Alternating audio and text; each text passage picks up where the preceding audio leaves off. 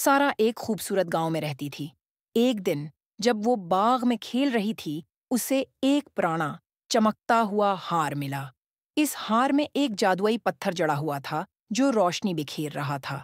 سارا نے ہار کو پہنا اور فوراً ایک جادوئی آواز سنی، یہ ہار تمہارے دل کی خواہشوں کو پورا کرے گا، لیکن تمہیں ہمیشہ دوسروں کی بھلائی کرنا ہوگی۔ سارا نے ہار کی طاقت سے اپنے گاؤں کے لوگوں کی مدد کرنے کا فیصلہ کیا۔ جب بھی گاؤں میں کوئی مشکل پیش آتی، ہار چمک اٹھتا اور سارا کو حل مل جاتا۔ اس نے خشک سالی میں پانی فراہم کیا، بیماروں کو علاج کرایا اور ہر موقع پر لوگوں کی مدد کی۔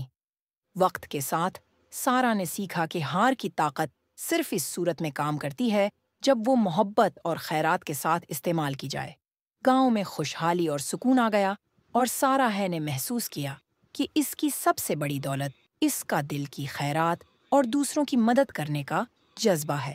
مورت: حقیقی جادو دل کی نیت اور دوسروں کی مدد کرنے میں ہے، اور محبت کی طاقت سے بڑی کوئی چیز نہیں۔